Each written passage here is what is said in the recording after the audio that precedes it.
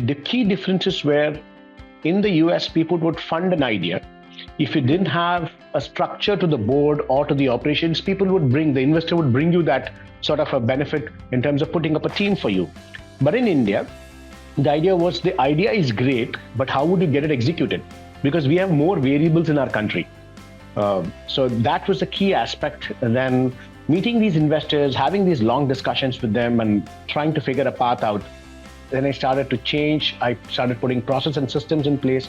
I started understanding that every time when we are going to be asked to set a few questions, we need to be prepared for it. So one board meeting in advance, I would prepare the questions and answers which is going to be expected.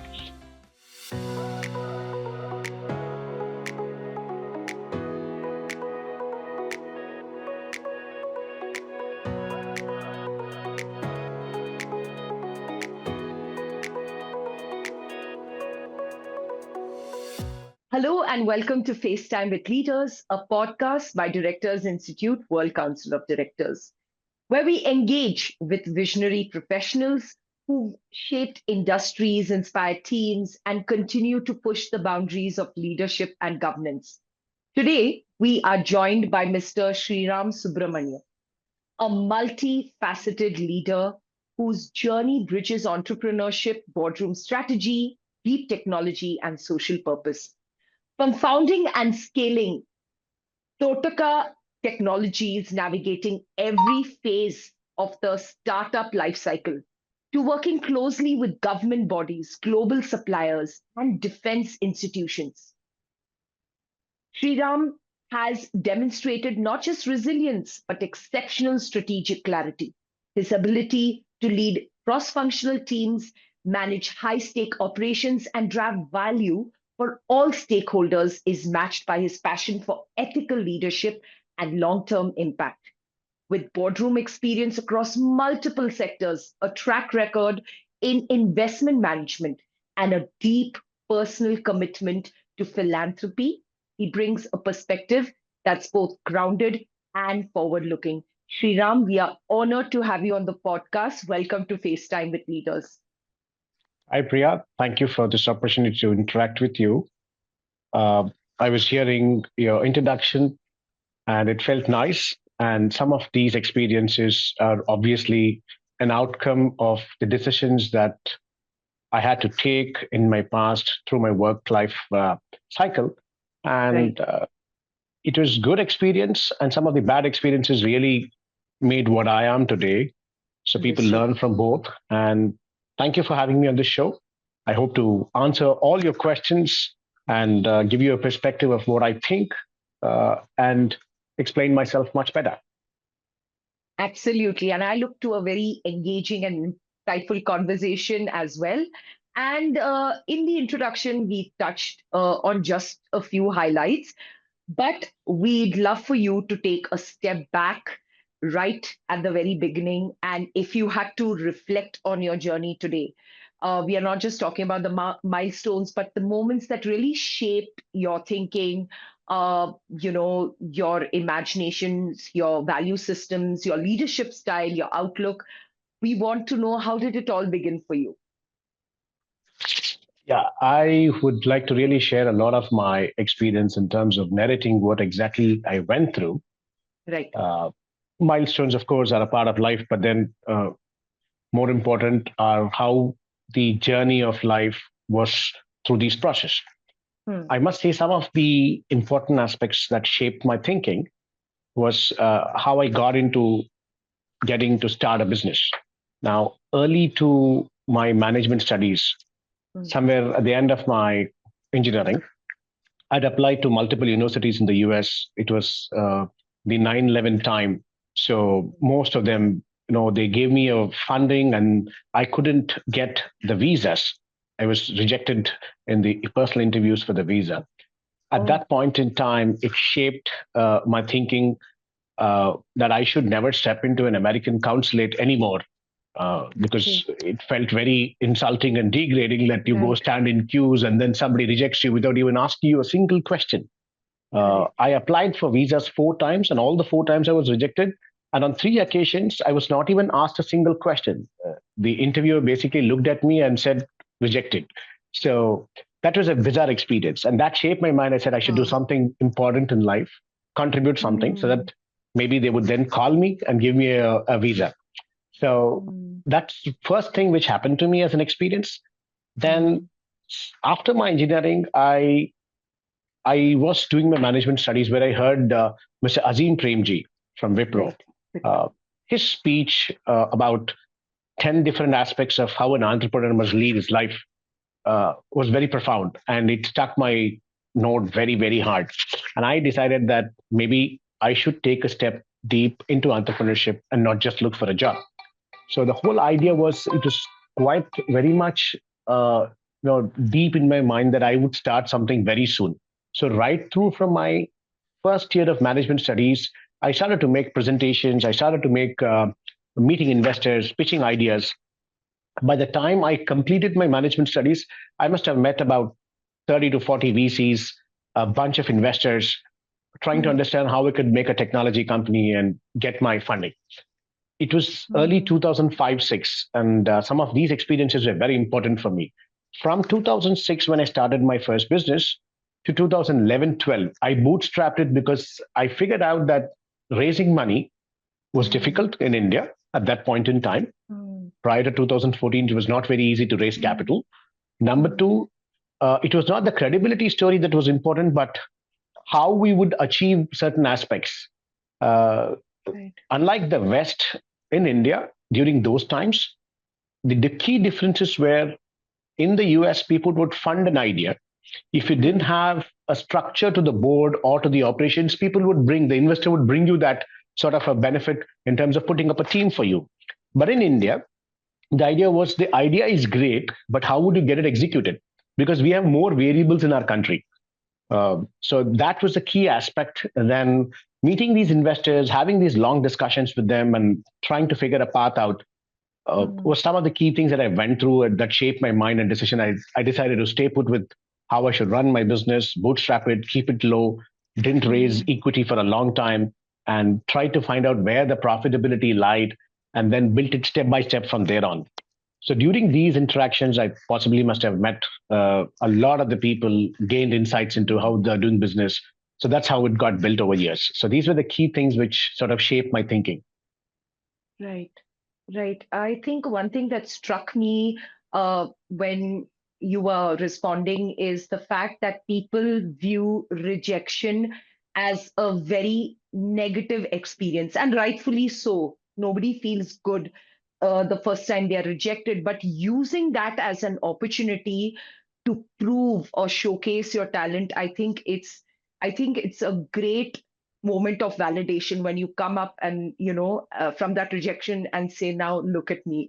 I think people should start viewing rejection as opportunities rather than just a negative experience, and being done and dusted with that. You're absolutely true. You're absolutely true, because I think we are a country of large number of people. Yes. The population is very high. We've had so many people who do so many good things in this country.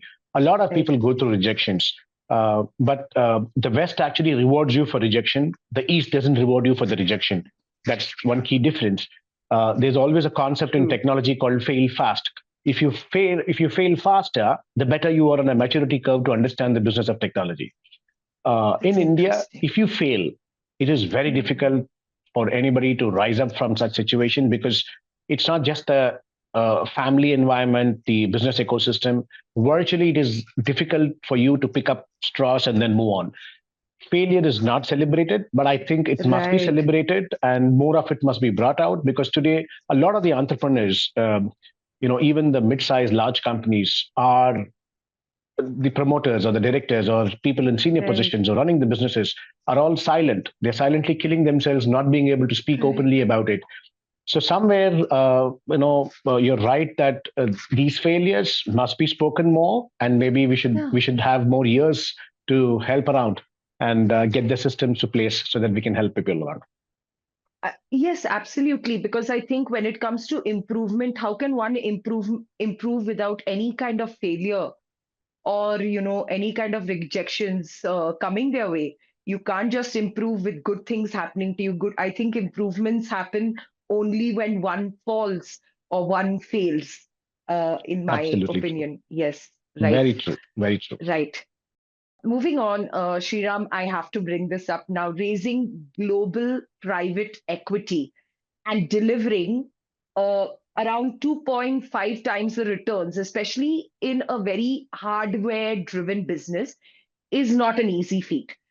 So tell us, during that entire fundraising chapter, what did you really learn about aligning with investors?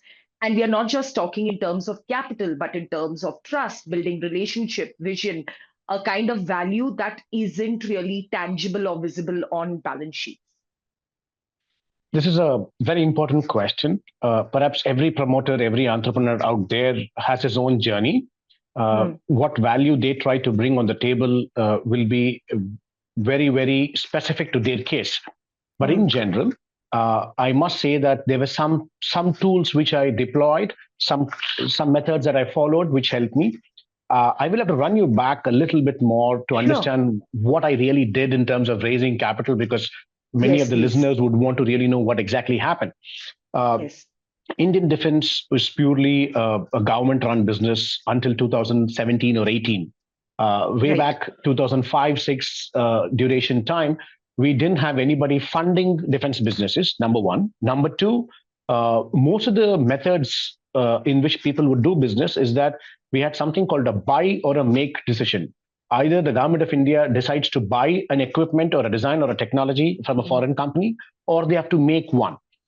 The parliamentary committee would actually go ahead and give a report saying that if you buy, what would be the cost? If you make, what would be the cost? So most possibly, if the exchequer figured out that it's going to be costing them a lot of more dollars, they would actually say, let's make it in India. So when the make in India actually happens, then the tendering process starts with the MOD, Ministry of Defense, basically engaging the defense public sector units and the Department of Defense, which is the DRDOs and other labs. Correct. So they are, all the tri-parties are engaged, and then comes out a tender. Now, when somebody opens up a tender, we have either an open tender or we have something which is called a limited tender.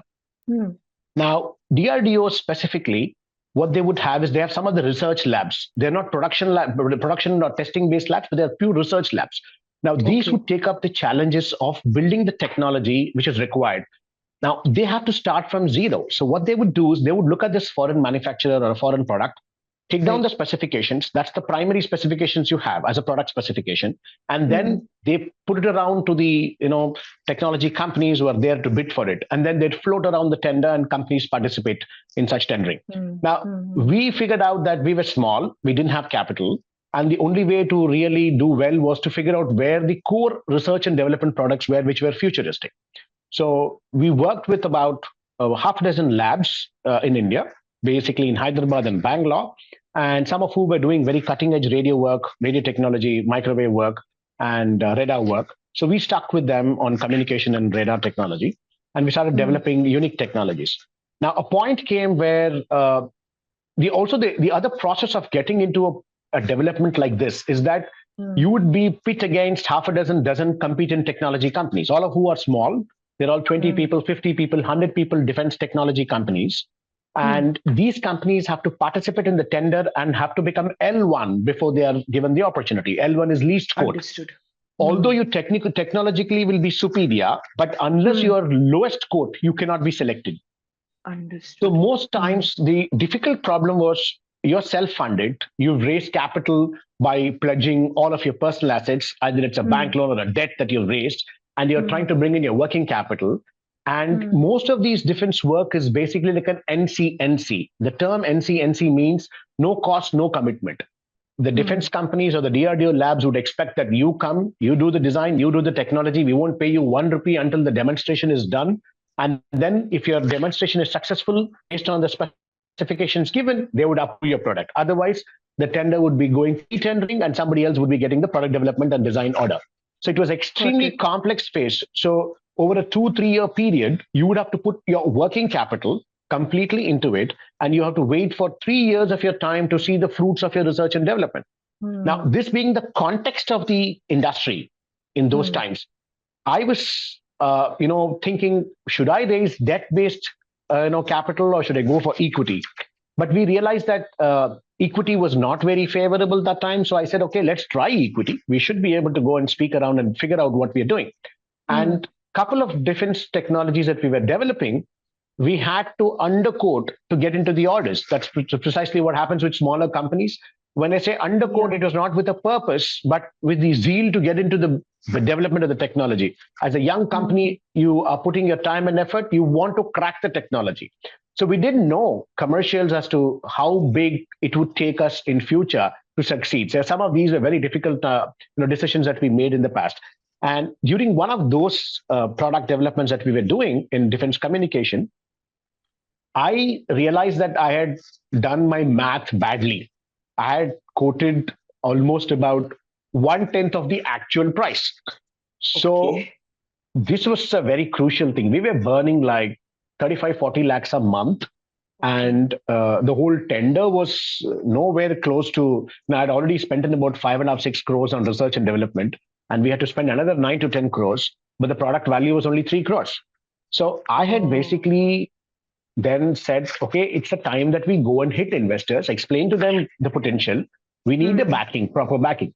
So after making a lot of sort of clear understanding, giving the investors a clear pitch about what we were doing, we really found a value saying that if we completed, if the product was completed and tested, there are two ways that monetization can happen. One, we take the IP route. Two, we take the production route. One of them can happen. Now, it was not clear in those days, even if you had a completed product approved, even if you had an order from the government, you would not know when would you get your money. That is the time earlier. Unlike now where you're given advances by the defense, earlier we didn't have this opportunity.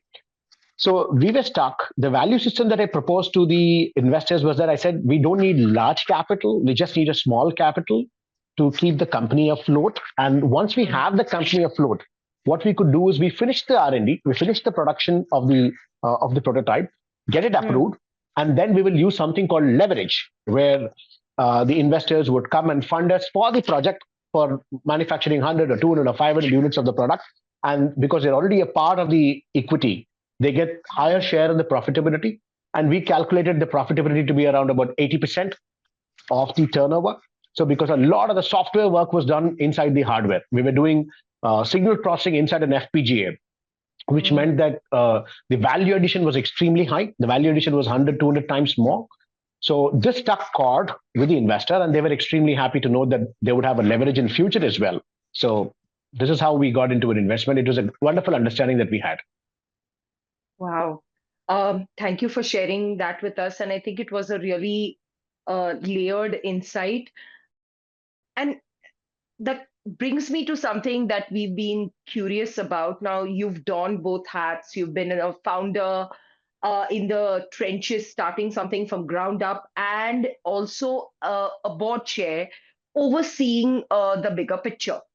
So how did you personally navigate the shift from hands-on problem solving to stepping back into strategic governance and delegating and, making policies?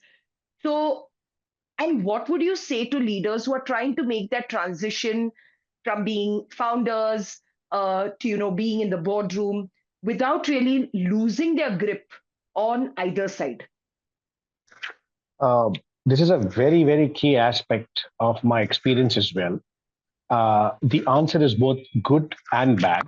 When I say good and bad, rather positive and negative, what I meant is, I struggled in initial days because, earlier you're hands-on, you're involving yourself with micromanagement, you're going to the code level work, you're looking at what your engineers are doing, what your QA happening, where's your customer feedback. You're basically building around the entire company's protocol structure in terms of work and delivery. And here comes a point where you then start appreciating what your people do. But when you go back to the board in the first, meetings that I had after I raised capital, I figured out that they are least interested in knowing what's happening at an engineering level. They want to know, are we in a position to sell? When are we in a position to sell? How do we recover the money? What is the growth path? They want to know when we can fund you further. How do we scale the business? So I had to adjust myself to understanding what was a micro commitment, micro level management of work, to then completely coming back here to the board and answering them the relevant questions. It was a tough journey for me initially, but then later I picked it up. I started understanding after a couple of board meetings, because having a private equity on board, it was not easy. They were very seasoned. They were managing 50 billion in wealth. And here I was possibly, I don't know how many number of zeros would have been there in 50 billion. So it was tough for me to, to go through this in the first few meetings. But subsequently, then I started to change. I started putting process and systems in place. I started understanding that every time when we are going to be asked to set a few questions, we need to be prepared for it. So one board meeting in advance, I would prepare the questions and answers which is going to be expected, and then put a system in place inside the company where I would say that this is what people would expect us to do. Let's have a team. Let's have people who are going to do it. So I started hiring qualified people, more qualified people, where they would be in a position to understand these metrics, and that can be translatable to to give them to the board. So the transition of being those doers to thinkers plus doers was a tough one. But I think Indian companies specifically, whether listed, non-listed, whatever they have to be hands-on. Every promoter would like to be hands-on. Otherwise, you would never know which direction the company is moving. And cash is king. So as long as the promoter or the director is able to manage his cash flows clean, I think it'll be safe for him to be able to answer any difficult questions in the board. So cash is king. That's the whole point that one has to take away from this. The vision has to be set, and the idea has to be motivated and deep drill down to every team member who's able to manage this. Right. So what I understood, must have been a lot of learning and unlearning, like constant. I mean, because you come with a certain mindset when one is in the boardroom, and you have a different mindset when one is like a founder and, at the operations level portion of the business. But then and each comes with its own kind of mindsets and the way one works. So I'm imagining when you would have stepped, from one role to the other, there must have been a lot of back and forth and learning and unlearning and reprocessing, which you must have had to do. This is very true. This is very true. And the fact that the aspects that is not spoken of much is how the human relationships breaks through these. Because end of the day, all of those promoters or directors in senior positions, when they get into the boardrooms and when things are being discussed and mandates being set, when they have to come back and see that the operation team has to be able to do that, they would be at loggerheads at each other. And you would have to fire a few people possibly, or cajole them, or get them to do so. There is a lot of HR issues that we go through. And I faced very severe sort of backlash from my own team members in initial days. By the time I could explain to them, get them to understand the process and why we are doing it, it took a huge toll on some of my relationships with some of my very close associates. Understood. So I can't say I regret it, but maybe if I go back, I would have done it a little more softer way. I wouldn't have done that. In age gives you a bit of maturity. At young age, when you're managing a lot of money and people and pressure, you tend to look at how to be better accountable and answerable than looking at human side of it. Maybe today I would take the human side of it. That's the one big takeaway I would rather carry today. Yeah, I guess we all live and learn. I mean, that's the only way we grow. True. So, absolutely. Yes. True. Thank you for sharing that with us with so much of candor. Sriram, with 6 patents in long-range defense communication and such close involvement with India's defense ecosystem, how did you walk that fine line between, pushing innovation, but also staying compliant with all the sensitivities which are around security, regulation, and IP? So I have to step back a little bit more and explain to you how the IP works in the defense segment. Now, until 2010, 2015, all the companies that operated in India, virtually all of them, when they manufacture a product, it finally goes into a DPSU, which is a Defense Public Sector Unit. Either it's Bharat Electronics, or it is ECIL, or any of them. Now, you don't have a choice on what you would share, what you would not share. Because end of the day, when you're given a purchase order, it's a blanket cover that the DPSUs would take, saying that whatever you develop, it belongs to them. Now, if there are any third-party related software or things that you're buying, you can basically make a declaration and say, we don't own this, we don't know this, it's come from somewhere, but we're packaging it and bringing it to you so that it works. Now, this was accepted in general. And many of the promoters in India, technopreneurs rather, people who did a lot of technology products in the defense between the 1980s, 90s, and 2010, virtually built fantastic products, but they never got their value for it. Fundamentally, because the DPSU was taking away all of their IPs. Now, here came a call for us where we had to decide whether we had to do the large manufacturing and get into a huge business order, or would we want to protect the IP and create a value for the company? Now, the normal situation in Indian business is that a promoter by then, he has put all his wealth, he's pledged his wife's jewels, he's put his property in the bank, and he's running a 10, 15, 20 crore business. He doesn't have capital further to sustain. So whatever the customer, that is the DPSs would say, they would agree. And they just sign and give away the technology. Now, here I was backed by a board. So it was constant interaction that I had with the board. I said, this is the value we would get against what we would do further in case we had to part this. So a point came where we said, let's secure the value for the company, because end of the day, investors have put in money. Stakeholders, employees, all of the stakeholders have a say in the entire process. And we just can't give away the technology so easily that has been built over years. So we said that one of the best ways to do it is secure it, putting them in terms of patents and IP that is protected. So that's how we got ahead with building the IPs. And when a situation arose where the government said, basically not the government, but the DPSU said that, if you're going to have this IP on this, we may not buy your product. But I said, eventually, if my patent is made and if the product is very good, you will have to buy it from me or from an American company. So you rather choose who you want to buy from. You want to buy from an Indian company who's Indian, but then you want to choose to buy from an American company, you have a choice. So that's how we got into building. Exactly. So that's how we built it. And we went ahead with our decision to build the IPs and secure it. It took us about 5-6 years to get the patents granted, but we had it granted. Wow. Thank you for sharing that very interesting anecdote with us. And I think you explained really well the intersection of, accountability and innovation, especially in defense. And you brought a lot of clarity to it. So thank you for that. We are genuinely curious, Sriram, as you look ahead, what's the next chapter look like for you? On a professional or a personal front, are you or are there more specific boardroom roles, impact spaces, personal missions that you are passionate about or you feel drawn to? Wonderful question. From 2018-19, I had decided to take a sabbatical from work for a couple of years to understand how my personal life should look like. I have two sons, and of course now they are in 11th and 9th grade. But then at that time, I didn't give them much time. So I said, should I take a step back and understand what's happening with the family? And during that phase, I realized that the problems across most companies remain the same. Now we have 4 things, which is people, process, system, and ecosystem. When I say people, generally we're dealing with the professionals.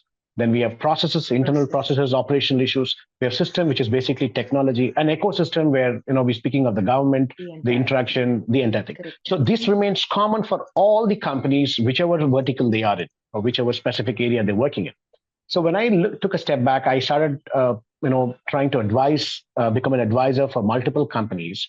And I happened to strike a chord with 2 different entities, one in the NetTech space, one in a drone manufacturing space. For the drone manufacturing space, it took about 4-5 years for me to be around with them. And that company did very well. They started with zero, first 2 years, went into R&D, designing a product, coming out with a full-fledged drone, and then getting a DGCA certification on them, and then getting to fly, and then testing, and then operational, and then cash flows. So today they're doing about 35-40 crores in revenue, which is much better than, and they're set up much ahead in terms of not having raised capital. So some of the mistakes that I thought I made during my earlier capital raising, if I could have written my contract in this particular way, if I should have asked for that better. So those things, when I look back, I think all the promoters or all the directors at some point in time may need some sort of a support. So I chose to be an advisor to test, to be personally testing my own way of rendering the service and understanding whether my value of service would be taken. So in that pursuit, I also worked with a couple of companies for a merger and acquisition opportunity, and it all went on very successful. So when I look back and I look forward, I think my past experiences will be a pedigree for me for future. And I would like to take opportunities in diverse companies. One, because I would like to understand their businesses, just from being very inquisitive, and I have this nature of understanding why something has to be done, why it is done in a certain way. Maybe the child's inquisitiveness is not dead in me; the zeal is still alive. So, because of that, I would like to work with diverse companies, different technologies, different opportunities, which will make me more knowledgeable and more contributory in general.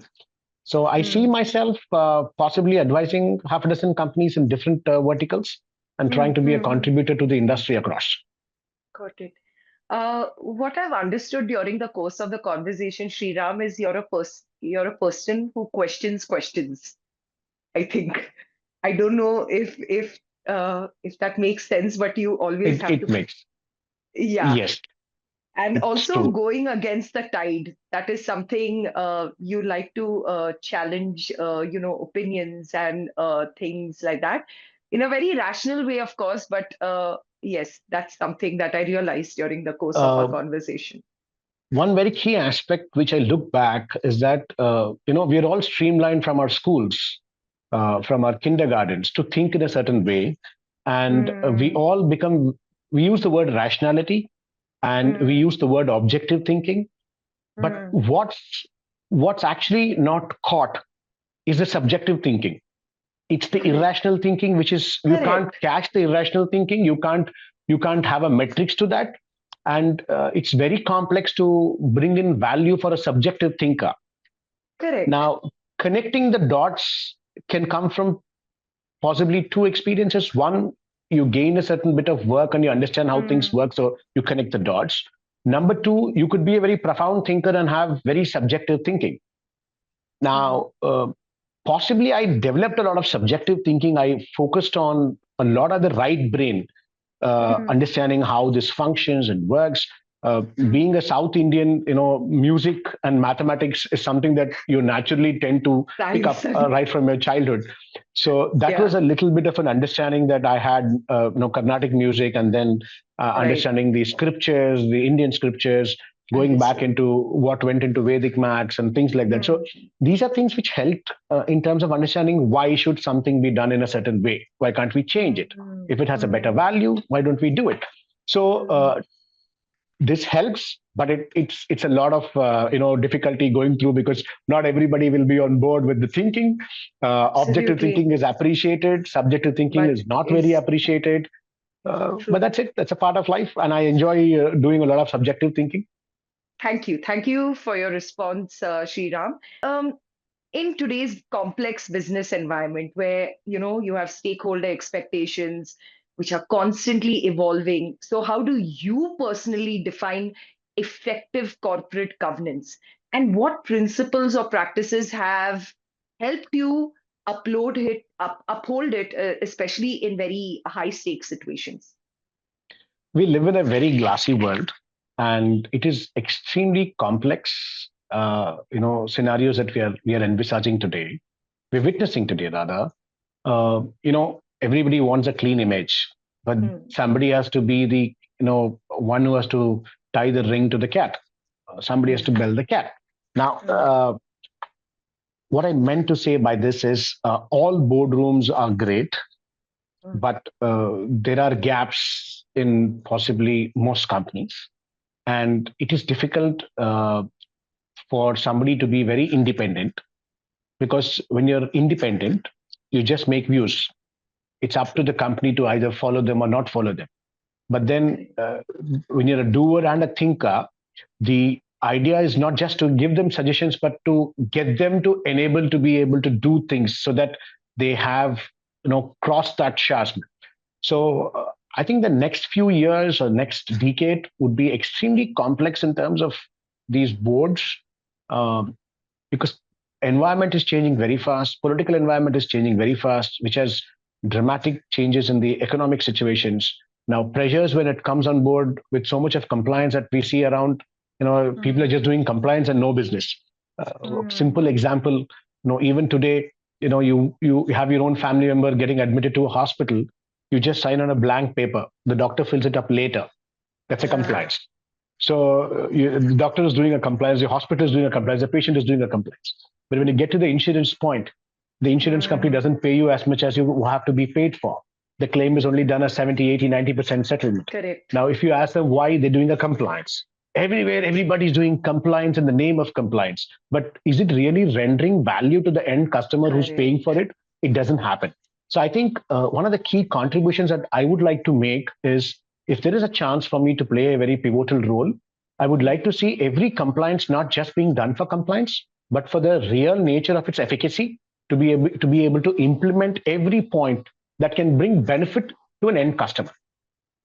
So I would see myself to be a stickler to the point of end conversion, the last mile connectivity, getting things completed just not being sitting on the board, but possibly building up the teams and getting the flexibility from the management to be able to convert those things into success.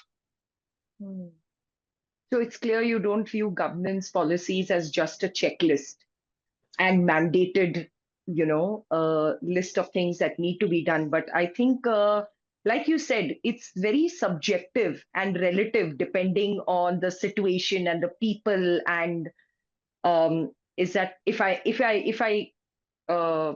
please correct me if I'm wrong. Yeah, you're right. You're absolutely right. I think the governance or the mandate set by the government as a rule, it is one size that fits all, which is again a complexity. The problem is we can't fit all the companies into that. But then having said it, it's been done with a better motive. The motivation and the intention of the government is to make sure that things run smooth, people don't get to cheat, or there are ethical issues don't crop up, unethical issues don't crop up. So while having this as a larger intention, the idea is everybody says we'll just stick to the rule, we'll just follow whatever is required. But then how do we implement it? The implementation is where the key lies in India. Success in India is only based on implementation. Ideas float around. So I think the best part is, you're right that it is very subjective, but whichever board I would be contributing to, I'm very confident that I would take it to the last end and ensure that that part of it is completed, so that it's not just compliance, but it's something that the people take in their minds and hearts and do it with an intention. Then it becomes a little bit easy to adapt. True. So for you, people and values, value added are front and center. You're right. Yes, absolutely. Yes. Okay. Yes. As we near the end of the interview, Sriram, we'd love to ask, what led you to join Directors Institute? How has the experience been like for you so far? How has it added value to your thinking, or probably sharpened your approach as a boardroom leader? We'd love to hear from you. Okay, so I should actually step back here with a bit of my own personal experience and story. Yes. Prior to raising my private equity, I had angel investors, and who were all very well connected. Now they continue to be on giving direction to the board of the company that I started, but then they were all in shadow directors position. So they were officially not on a director's position, but they were shadow directors. Now, when you're dealing with very powerful shadow directors, you have to have a very clear understanding of what is in it for them. Why are they taking a certain set of decisions? Is it really good? And when I had conversations with them, I understood that they don't want legal complications for themselves.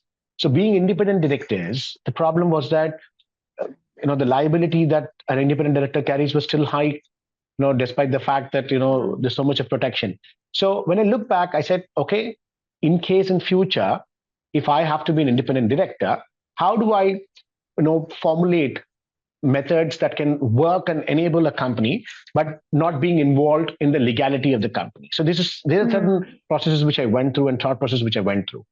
And further, what happened is, when I was advising these companies between 2019 and 2024-25, I did a couple of M&As and being on the advisor's position, I started enjoying more of myself in terms of what I did, because I would give advisory and I would also tell them where things would fail in case I didn't implement a certain part. And the promoters of these companies, and as an advisor, they would come back to me and say, you were exactly right. This is where this thing started failing. How do we rectify it? So I realized that I could play a far more superior role being independent, but at the same time, you know, uh, give the better value. Also in personal life, one has to have a certain level of detachment with everything. You start enjoying everything initially, but after a certain time, not everything gives you great happiness. So you say, okay, let me advise. It's up to them to take it up or not take it up.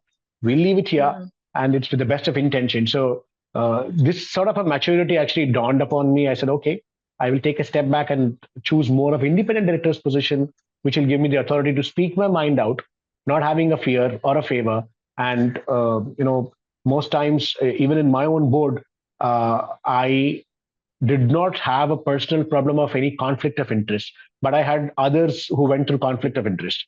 So I stood up against conflict of interest. So which meant that as a personality, it suited me well to be an independent director. I could walk away, even if it's a loss proposition for me, but I would stick to the ethical value systems rather than, the monetary part of it, or the favor part of it. So that brought me to a profound thinking that yes, independent directorship is something that it can help me. By nature, I speak my mind out, and I'm somebody who doesn't fear putting things point blank. So when I was going through this, and that's when I heard Havel Mehta speak about how the contributions have been done and how Directors Institute is basically spearheading this entire thing. I said, okay, this is the place I think I must join, because after my management studies in 2003-4, I didn't have virtually any academic interaction or academic sessions with anybody. And then came a point in life when I said, no, you need to upgrade yourself as well. I was good with the laws with the company's laws and other things, but I said the ESG part was something that I never knew, or rather I didn't have much of experience and exposure about. So I said, let me go through this. This is something which is going to be very interesting for me to understand and gear up myself for. So both the course, the independent directors course and the ESG has been very, very useful, and I think the institute is doing a wonderful job. It's like for those captains who know to sail, who've had seen the rough seas in life, I think it's like a lighthouse giving them the light for their future. Right. Understood. So it's definitely added some kind of structure to your perspectives and thought and and direction. Yes, absolutely. It's made a lot of value to my thinking and to the direction of my life. Right. Right. So thank you for your kind words.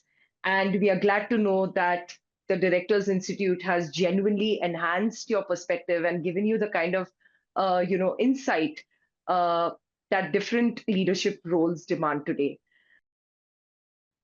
And that brings us to the close of what has truly been an inspiring and definitely a very engaging conversation. Mr. Sriram Subramanian, thank you for sharing not just your achievements, but your reflections, your resilience, and the philosophies that have guided your journey, from leading high-tech innovation in sensitive sectors to navigating fundraising, governance, and scale. Your story is a masterclass in grounded leadership.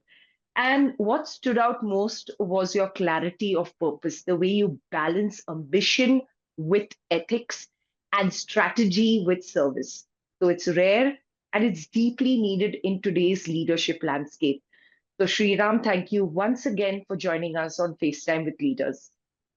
Thank you, Priya. It's been a wonderful opportunity for me to have interacted with you. It helped me to bring out all my past experiences, and I could share them with you. Thank you so much for the opportunity. Likewise, the pleasure is all ours.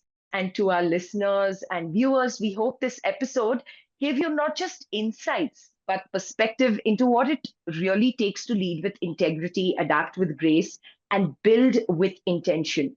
This is FaceTime with Leaders, brought to you by Directors Institute. Until next time, stay curious, stay intentional, and keep leading from wherever you are. Thank you. Thank you so much.